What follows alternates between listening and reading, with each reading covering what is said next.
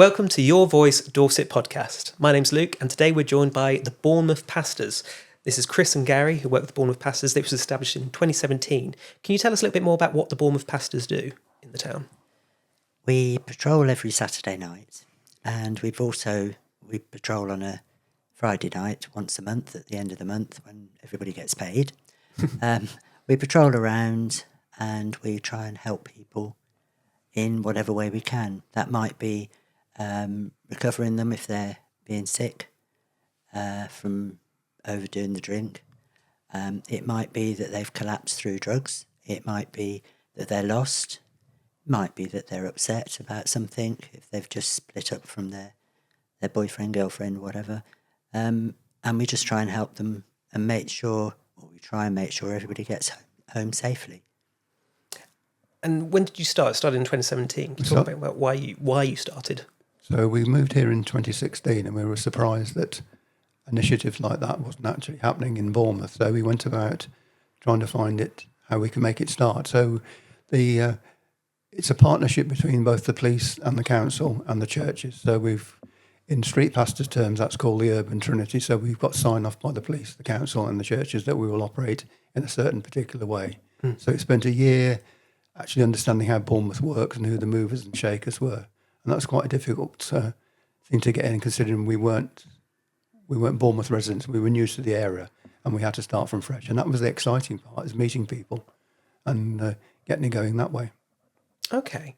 And when you say you patrol, where do you focus on and what kind of scenarios do you deal with?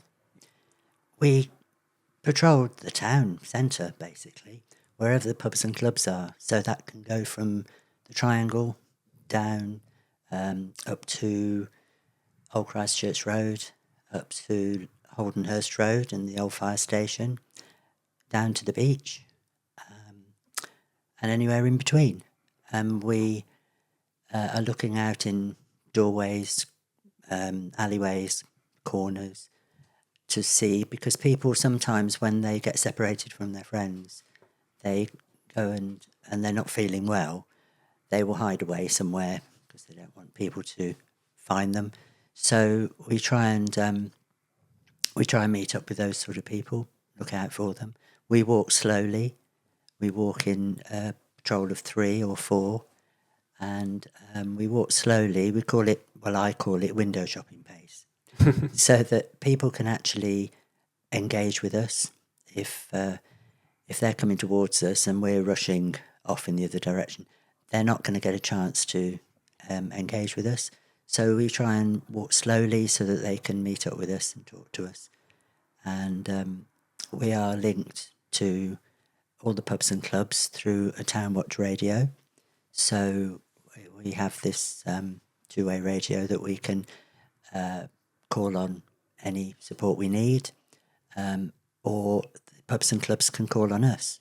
And they don't know where we are necessarily. There is no set pattern where we walk. Generally, we would walk up Old Christchurch Road first because we start at 10 o'clock, so it's a bit livelier up there than it is further down in the town. So we tend to start up there, and then we go for a break at about midnight, and then we go back and we'll perhaps walk out down to the pier through the gardens and just check out the pubs and clubs down there. And then we'll walk back and we may pop up to the Triangle. Moorbus give us free travel on their buses at night, so we can just hop on a bus if we need to. It's easier getting up the hills and up to the Triangle. So that's basically, we don't have a set route. It is just where we feel, and if we hear of anything going on over the radio, we don't go to that place immediately.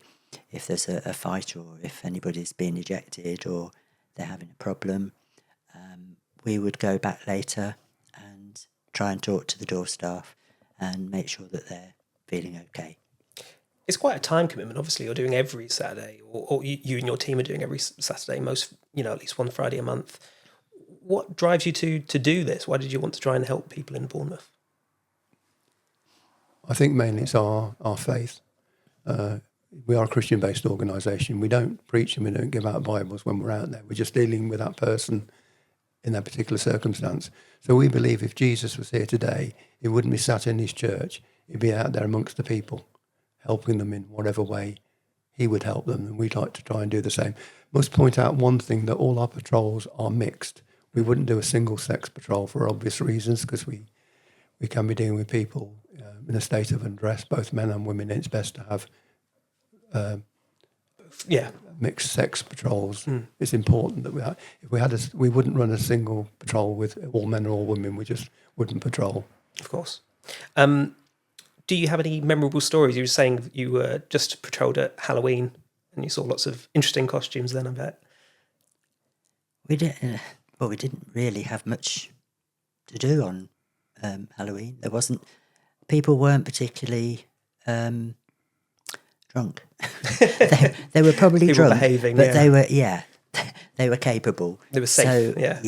So there wasn't really much going on Halloween, but Halloween is always difficult because you see the people with what is probably fake blood on their t-shirts, but you often wonder whether that's actually, is it real blood? So it can be quite alarming. But yeah, most of the people were having a good time. They just were out to enjoy themselves, and they did. Do you have any memories that kind of stick out to you, like moments you're quite proud of that you helped people? Yeah, every time we help somebody, we feel proud, and if there's a good conclusion, it's even better. Just thinking about what you said, we were called to buy the Real Greek one night by a pub. There's a young man there unconscious on the pavement. The police were there, and we turned up, and his story was he'd got himself locked into one of the venue's toilets. He couldn't find his way out, and when he came out, all his so-called friends had disappeared. So the police were able to recover his phone and his driving licence, so we knew who he was. We called his dad. His dad said, "What's happened?" And we explained the best we knew because we didn't know the whole story.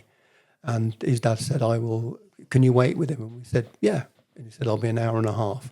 So Dad turned up from the other side of Weymouth an hour and a half later, and we're able to repatriate him. Interesting thing is, Dad turned up and we said, "Prepare that your son may be ill in the car." So he turned up with a mixing bowl, which happened to be his wife's thing that she did, or Yorkshire pudding, in the next day. So he was having to tell her. But that was a good outcome because he came out with friends, or so-called friends. They left him.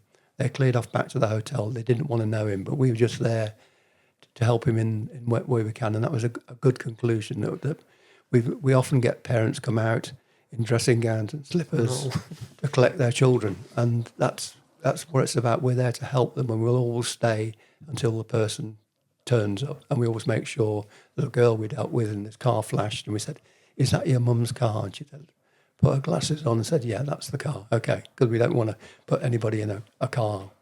So those are some of the stories. You don't just patrol, though. You were saying you do other things to try and help in the community and help educate people on how to stay safe and well. Yeah, we give talks in schools. We've given talks in several schools now, mainly senior schools. And in fact, the Livingston Academy in Bournemouth, the new school in the centre, we did 5 talks in 5 days every morning. The worst part was we had to get up really early to be into school at 8:30. But they all appreciated it. The children listen. We don't tell them don't do drugs and don't do alcohol, because lots of other people do go into schools and tell them that. We tell them stories as to what we've actually genuinely found. We tell them, the first one we tell them is always about the girl on the beach that was, it looked like just a pile of rags or a bag or something. And a doorman happened to, what happened was the doormen are not allowed to smoke when they're standing on their door. So he had to move away to have his break, his cigarette break, and he moved over to near the beach and stood looking out to sea. And he saw this thing on the beach and it moved slightly. So he realised it was a body. So he went over and found it was a young girl. I believe she was 14 or 15, and she was really drunk, and almost to passing out and not in a good state at all. So he obviously called an ambulance and the police had to be called, and her father came. And good result, she got help and she went to hospital and all was okay. But we always felt that if that it was only for that doorman checking, he wasn't even checking for anything. He was just having his cigarette and just looked over. At that time and in that place, then that could have been a whole different outcome. And the girls that this girl had been with had all gone off because the girl was no fun anymore. She just wanted to sleep or whatever. They didn't realise the severity of how ill she was, and they just went and left her. And we always tell the children in the school that, never leave your friends. Always stick together. For your own safety and for the safety of others, do not leave your friends. And the children sit there riveted because they want to hear the end of the story. And we tell several of these sort of stories about, there's also a lad that he got drunk. He was in accommodation at the uni and he'd had so much to drink that he got a taxi, but he got it to the wrong venue. I think it was, instead of Cameo, he'd said Halo. And so the taxi took him to Halo, dropped him off, and he was expecting to see his friends around, waiting outside, and they weren't there. And this lad, when we found him, was actually asleep, standing up, leaning against the railings, which we thought was quite an achievement. But we woke him up because he was very vulnerable. His back pockets were exposed to the pavement. And when we woke him up, he quite expected us to have his phone. And we said, no, we haven't got your phone. He said, are you joking me? No, we haven't got your phone. And then in the other pocket, and where's my wallet? And so he'd been completely robbed. And he hadn't even felt it because he was so drunk and asleep. So thankfully, he got the key to his accommodation round his neck. He told us where he was staying, and we had to sort of guide him off and show him the way back home. And we insisted that we had to really tell him to go home because he was going, I'll go inside. Well, the clubs won't take you when you're drunk like that. So he went off, and we know that he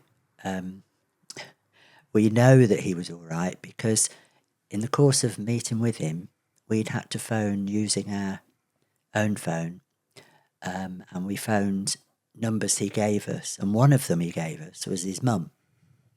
And his mum didn't live in Bournemouth, can't remember where she was, but she lived away.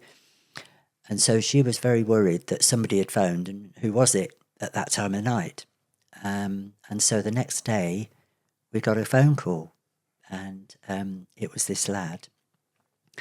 And he said, why did you phone my mum? Who are you? And we were able to explain and piece it all together because he hadn't got a clue what had happened, and he'd just woken up in his accommodation without his wallet and his phone.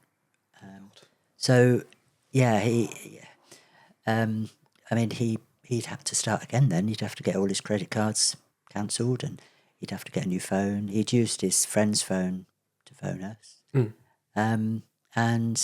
It was a good result in that the lad was safe.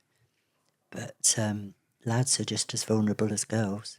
So, absolutely. So it's those sort of things that we tell the children in the schools. And we've talked to Bournemouth and Poole College as well, the one in Poole. And we've spoken to several schools around the area. And we're very welcome, we welcome any invitations to go and speak in schools and just raise awareness. And we've done a little leaflet that tells, it's called Top Tips for a Good Night Out. And it just explains or suggests what you can do before you go out, while you're out, and getting home. for instance, like putting some extra money in your sock so that, you know, you can get the night bus home or whatever if you've spent all your money. I can't remember what else it's got on there now. Lots of practical things. Just thinking about when we're on our patrol, we also carry practical things. We don't just walk about. So in our rucksacks, we carry water to rehydrate people, sick bags, wet wipes, foil blankets,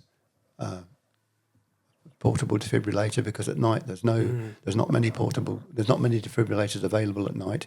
We carry a bleed kit just in case as a result of maybe a road traffic accident or a stabbing. Both the defib and the bleed kit we've not had to use yet. We've been called to venues with our defib to be on standby. We carry a phone charger so we can charge people's phones for them, and it's the practical things. Hairbands. So somebody's like to be ill, you make sure you tie their hair back, either male or female, so they're not sticking their hair and then don't look very presentable to get into a taxi. And the interesting thing is about we are basic first aid trained, but in the 8 years we've been going, we've only called the ambulance now 10 times. Those are things we couldn't actually deal with. One was an overdose, one was an epileptic fit, and the other one was a suspected heart attack. Generally, if we're dealing with people, it's through the effects of drink or drugs, we can generally rehydrate them and help them get back on their feet so they don't need to call an ambulance, because we dealt with a young man the other Saturday night, and he managed to, on St. Peter's Church, there's a lynch gate, and he managed to get his head through the lynch gate, and he was asleep, standing up, and the expected ambulance time for him to come along, because is the patient breathing? Yes. We were quoted 2 hours, at which point over the period of time that lad got very, very cold, and in the end the police van actually stopped and said, can we help? And we explained, and they said, don't worry, we'll take him up to A&E to get him checked out for you. So that was a good end. He was a visitor. He had no ID with him. He knew his name. We didn't know any phone numbers or anything we could call. He was stuck. So we were able to work in partnership. As I said, we work with the police and they will help us where we're practical and they've got the resource and they're not on another more important thing. They will actually help and run people up to A&E for us. And I guess the police appreciate kind of the work you guys do and helping them out. Well, I think the thing is, if we mentioned about the lad by the Real Greek, we waited an hour and a half for the dad, and we were with him an hour. So that's 2.5 hours you could have tied up police resource, basically babysitting. So by us being available and helping out, the police have said, if you need our help, just call through and we'll come back and help. But if you're quite happy to wait, and we said, of course we are happy to wait. And that was a good outcome. We were in the dry, so we weren't going to get wet. There's always a chance in Bournemouth that it does rain quite a lot down here, certainly compared to what we had in Cambridge.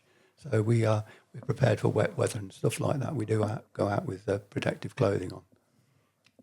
Because when we moved from Cambridge, because in Cambridge we were street pastors, and that's a Christian organisation, and so you have Ascension Trust oversee street pastors. Ascension Trust is the organisation in London which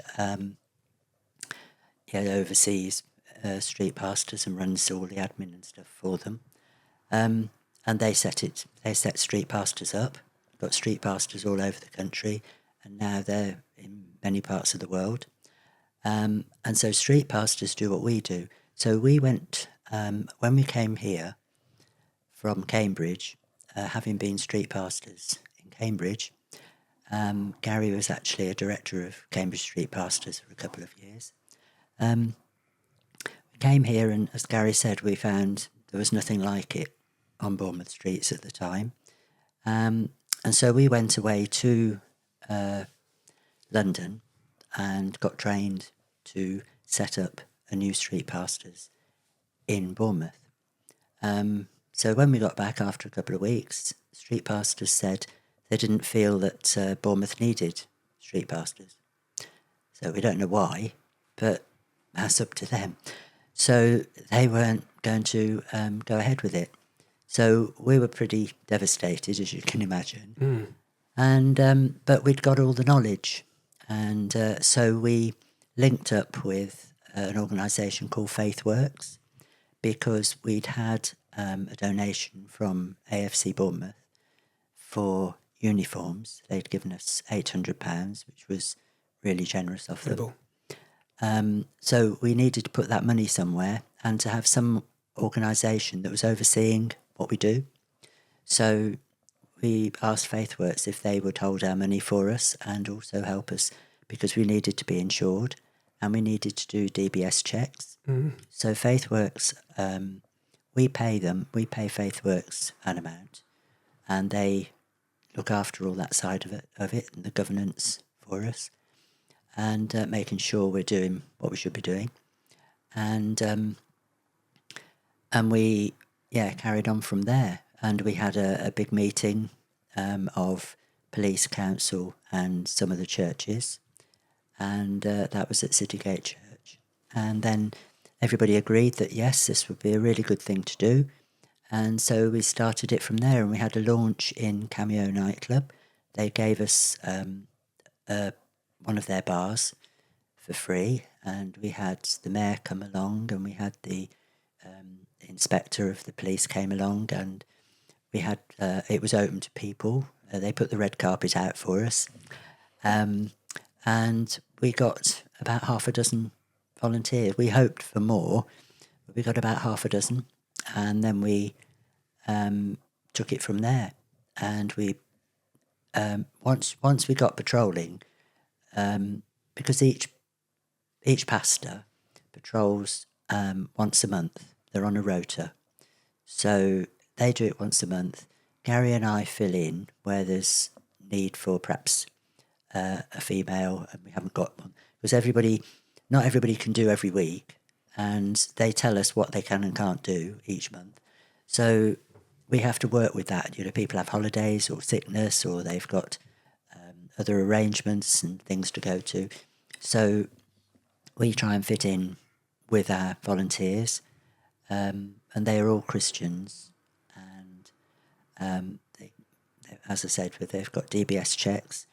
They have to do a training session called Rules and Regulations, which is the do's and don'ts, and it also covers safeguarding.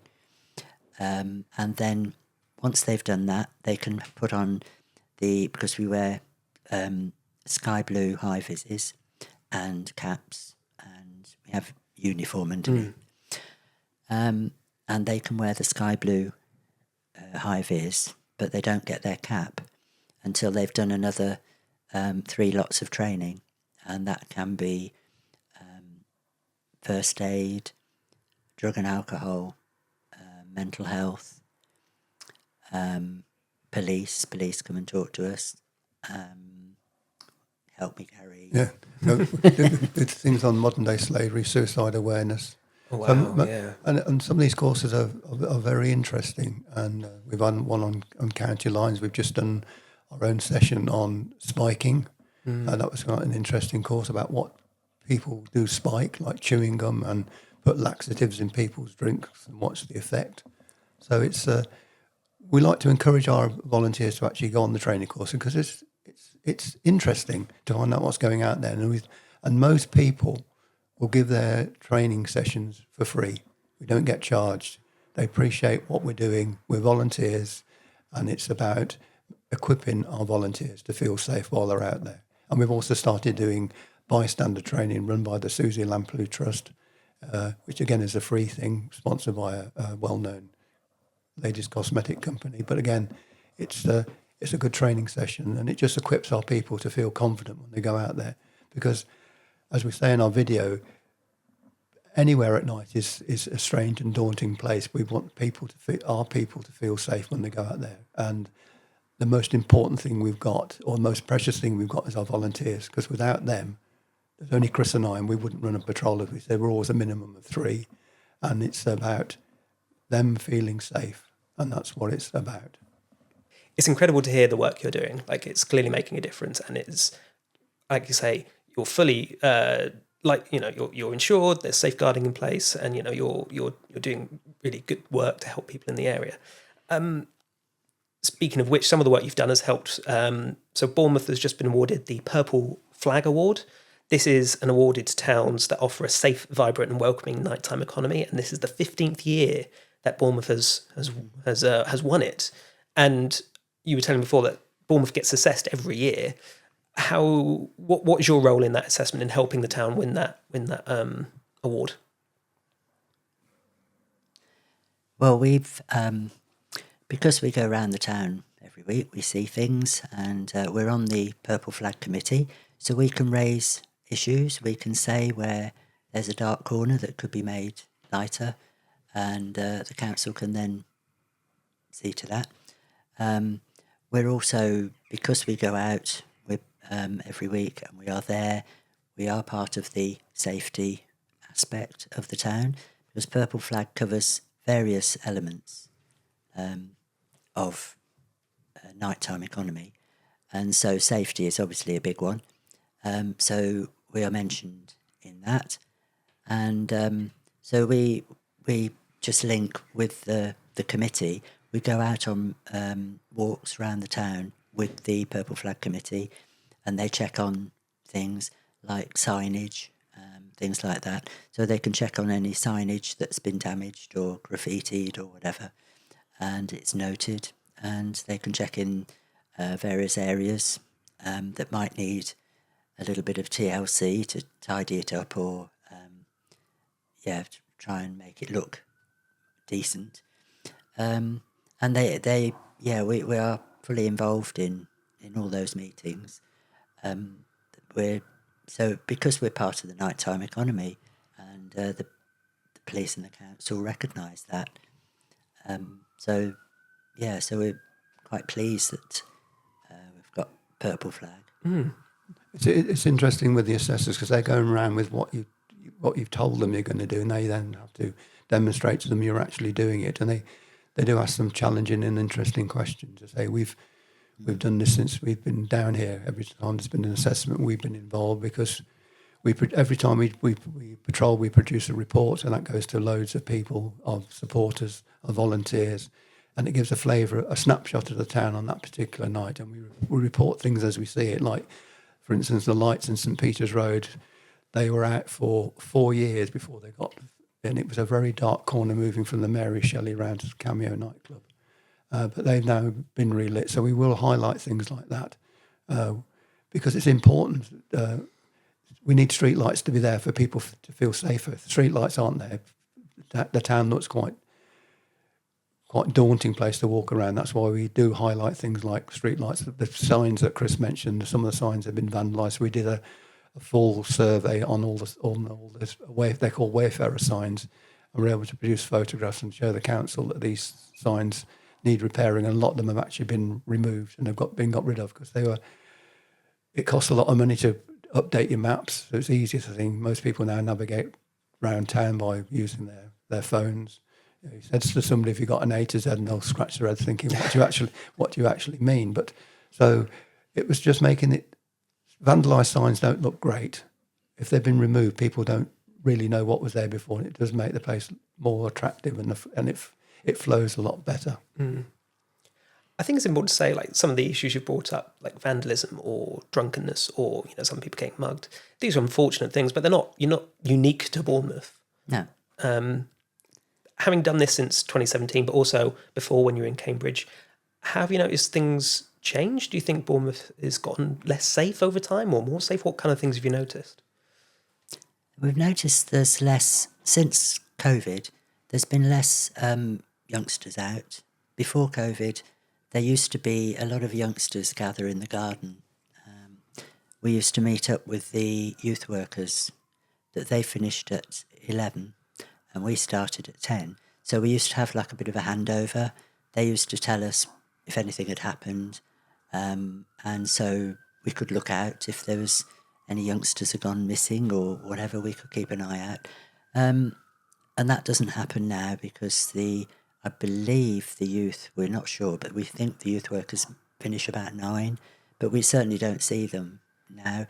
But then there aren't the children out, so occasionally you do see underage kids out, but not very often. So yeah, we've we've sort of, that has changed with the young people. Sometimes at school holiday time, at the beginning of the school holidays, you will get a gathering of the younger kids in the gardens or in the square because they do. That's what they do. They're all celebrating that they've finished their school year, and that's what they do. But it's not an ongoing thing as such. And I mean, we go through the gardens every week, or certainly a team goes through the gardens every week, and we never see anybody, or very rarely. If we see somebody, they might be sitting on a bench. There might be a few lads together on a bench, or a few foreign students.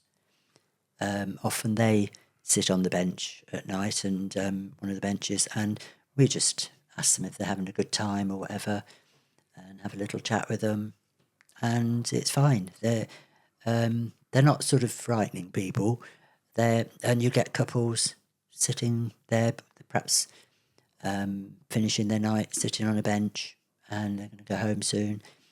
But not very often. We don't come across many people, and again, we don't see a lot of fights or anything,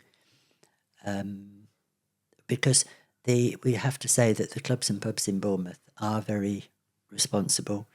We've found that the door staff are there to help and will help. And in our talks to the schools, we tell the kids, speak to the door staff if you've got a problem, or they will be able to get hold of us or somebody else that can help them. And that some of the clubs have got medics in their clubs, so they can help. They've helped us. We had a man who we thought that he fell over and banged his head on the wall, but he had blood pouring down his face, and it looked worse because it was raining. So the more it rained, the more it got into the wound, and the blood kept pouring down. So we took him over the other side of the road and tried to clean him up a bit. And then we asked at one of the clubs, we said, we know this guy hasn't been in your club, but can we help you help us? Because we fear, it's a head injury. And we'd phoned an ambulance. But again, as Gary said earlier, he was breathing, he was conscious, and so they weren't going to rush. They took them inside the club, they bandaged him up, and eventually they called, because they realised he'd actually been assaulted. It wasn't just that he banged his head on the wall. He was becoming less lucid, so he was forgetting things that he told us like 5 minutes before. He then couldn't remember. So we were worried that he was, perhaps concussed. And so again, as Gary said, it was an occasion. I mean, they don't do it very often, but the police, they said, oh, well, it's because the club called the police. And the police said, well, it's a quiet night, we'll rush him up to Royal Bournemouth. Amazing. So he got help. So, I mean, he was an older guy, well, not old, but he was sort of in his 40s, 50s. So, yeah, it is an all working together. It's the clubs, pubs, police, council, us, and anybody else that's out there. All working together, yeah. All working together, yeah. Because obviously there's been lots of headlines about Bournemouth in the last year and lots of discussion. We see lots of Facebook comments on social media, quite negative comments. In your opinion, do you think Bournemouth is safe, or does more need to be done to make people feel safe in Bournemouth? That's an interesting question. We don't feel it's unsafe. Things have happened. There have been murders. Let's be perfectly honest about that. But the perception is, from what you read in some of the daily newspapers, it's awful out there. In our opinion, it's not. You were talking about things we've seen less of now. We don't smell as much cannabis at night. We hardly ever see any nitrous oxide canisters. Or before, we just see these big, huge, fire extinguishers, people selling the balloons full of nitrous oxide. That seems to have disappeared.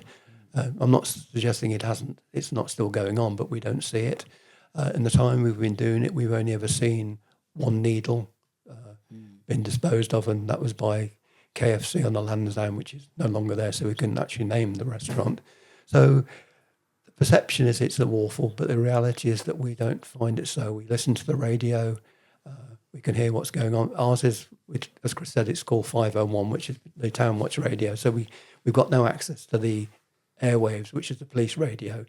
But if you go around Bournemouth on a Friday night, Saturday night, there's an initiative called Op Fire Glow, which basically means they do hotspot policing. So you've got between 20 and 30 officers on foot around the town till just after 3 o'clock in the morning, making the town feel safe, very approachable. We know a lot of the officers through the time we've been doing it. And this hotspot policing is based upon evidence. They won't just put an officer somewhere because they feel it's good. It's based upon what's been happening in that area previously. And it tends to work. They're not everywhere, but they're in what they term the hotspots area. So towards the, by the Bic in the square, Old Christchurch Road. And you will see them, they'll be out tonight, out tomorrow night, and they are very approachable to anybody who wants to go and ask them anything. That's great. We're coming up to Christmas and the New Year. These are popular times for people going out and lots of parties. Do you have like a top piece of advice for people on how to stay safe on a night out? Only really to stick together. Don't leave anybody behind. Make sure you buddy up. Make sure you've got somebody that you perhaps, if they're a big party, that you're looking out for somebody and they're looking out for you, so that if you go missing, if you disappear into a doorway or something, somebody is going to notice you've gone, and that will keep you safe. And have a plan for if you get split up, have a plan to meet somewhere. We call it a plan B, that if you meet outside Bobby's or something at 2:30, if you all get split up and that's where you'll meet up, and that's because you've presumably planned to go home in a certain way, a taxi or you've got a driver that's not drinking. Make sure that everybody sticks together and stays safe, and don't just leave your mates because he's too far gone and he's not really talking sense anymore. Don't leave him behind.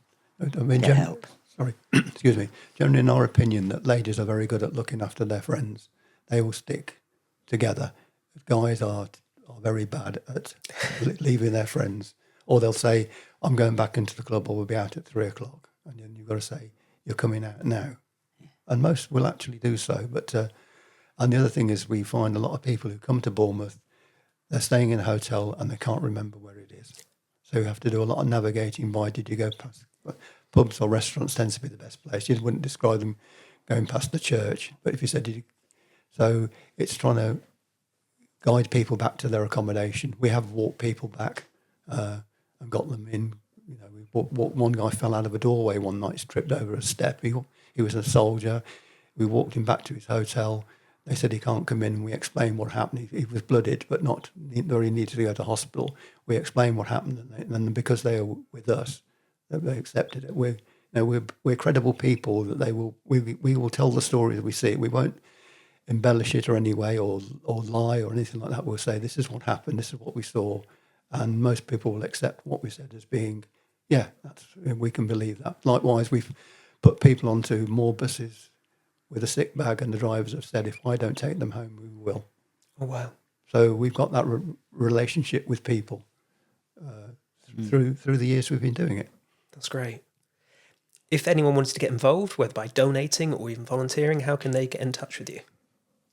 They can look, we're on Bournemouth Town Pastors, we're on Facebook, and we've got a website, and they can contact us either through the website or message us on Facebook. We're always looking out for volunteers. Everybody has to be over 18. They have to be a practicing Christian, because we believe that we are the hands and feet of Jesus out there, helping people. So they have to be practicing Christians. We have had a couple of people who have wanted to join us, but we have said, well, when we do things like perhaps the Bournemouth University Summer Ball, they might be able to come along and help us, because that's quite a long shift from sort of 6 in the afternoon through till about 2 in the morning. So, yeah, but generally people have to be Christians because of the ethos that we have.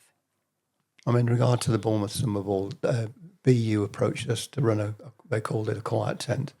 If anybody's been there, it's anything but quiet, but they invited us to go in and do it.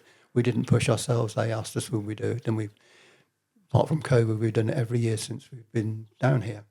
So that's quite a recognition that they accept us going in and doing what we do in a confined area, which obviously it's a chapel gate, so it's quite small. That's lovely. And lastly, what I remember is that if anybody shows an interest to want to join us, we offer what we call a taster patrol. Come out for the evening and make up your own mind. We can say it's safe, we feel great, it's etc. But it's better for that person to go out to the nighttime economy and see what it's like, and does it suit them? It's not for everybody, but majority of people who've been out with us on the taster have actually ended up joining us. Wow. And then my last question, something we ask all our guests, but I'm going to slightly twist it. What does Bournemouth mean to you? It means peace and quiet, relaxation.